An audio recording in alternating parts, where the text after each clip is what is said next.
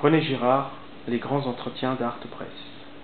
Mimétisme, virgule, désir, virgule, rivalité, mots au pluriel avec lesquels René Girard va expliquer l'architecture psychologique et primaire de l'être humain. Il évacue ainsi la psychanalyse freudienne, non pas celle de Jung, dont on verra dans une future fiche de lecture qu'elle est certainement la plus juste et plus soucieuse de la transcendance. Dans son entretien avec Philippe Murray, René Girard va donc expliquer ce qu'il entend par ces mots, dont la résonance à travers les mythes anciens permet de comprendre le rôle de la victime. Le collectif est avant tout la forme la plus aboutie du mimétisme. Il déshonore systématiquement la raison et échappe à tout contrôle. N'a-t-il pas, ce même collectif, à Jérusalem, accueilli le Christ avec les rameaux, pour ensuite le condamner 3 jours plus tard à la mort? Pilate s'en lavera les mains, comme pour signaler un jugement absurde. Cet épisode est déterminant pour expliquer la thèse de Girard sur le bouc émissaire. C'est le phénomène mimétique exemplaire qui est d'une valeur ethnologique de première importance.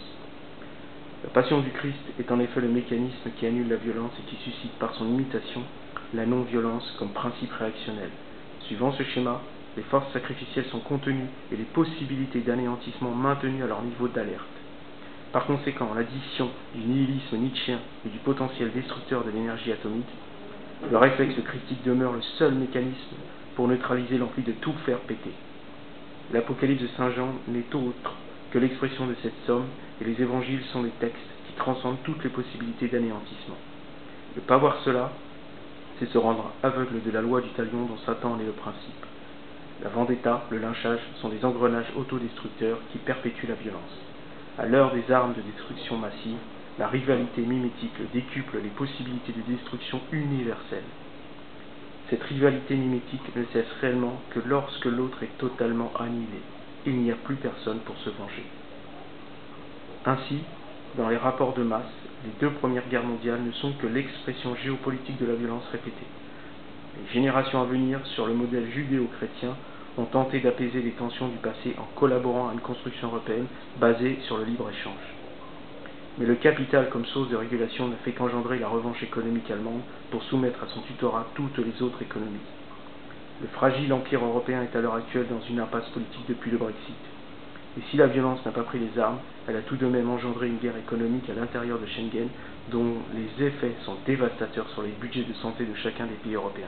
À ce jeu, le désir mimétique allemand de la domination par l'argent a libéré les volontés farouches de ses ennemis historiques qui veulent se défaire de la domination germanique. L'Apocalypse est cela. Les forces à l'œuvre sont immenses et sans la présence d'un discours évangélique politisé, la guerre sera perpétuelle et ne se terminera que jusqu'à l'anéantissement définitif de l'autre. Depuis Hiroshima et Nagasaki, l'annihilation globale est devenue une réalité dont la culture s'est plus que largement appropriée. Le caractère romanesque ne vient que idéaliser un avenir proche ou lointain dont la victime est l'humanité tout entière que l'on adore voir au cinéma, disparaître de 1001 façons grâce aux effets numériques.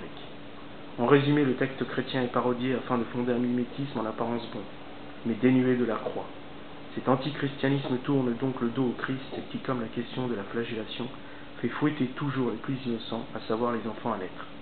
L'avortement peut être alors comparé à un rite sacrificiel primitif dont le sang versé catalyse la violence et la masque derrière l'hôpital ou la maternité. Ces mêmes symboles de vie sont devenus des pyramides mayas, lesquelles servaient d'autels sacrificiels. Ce néo-primitif est masqué par tout un tas de vertus laïques pour obtenir l'unanimité concernant cette question. Cette unanimité, on la retrouve dans la foule qui a choisi de tuer le Christ à Jérusalem. Barabbas, le meurtrier est sauvé et l'innocent ensanglanté sur la croix. Les films de Mel Gibson, La Passion du Christ et Apocalypto, mettent dos à dos cette violence mimétique. Cette logique sacrificielle n'est que la finalité d'une crise morale qui conduit tout naturellement, à l'échelle individuelle comme à l'échelle collective, au suicide. C'est l'Apocalypse. Ce livre est une bonne introduction à l'œuvre de René Girard. Philippe Murray, qui conduit l'entretien, a écrit un remarquable essai sur ces lignes. C'est ici un autre voyage au bout de la nuit que conduit Philippe Murray avec notre académicien. L'Apocalypse, c'est le maître mot. René Girard nous révèle, avec une conscience authentique de l'être, les engrenages qui fabriquent la destruction. Ce sérieux du vécu, à la manière de Socrate face à la mort puis au Christ lors de la Passion, est ici communiqué avec une lucidité anthropologique désarmante.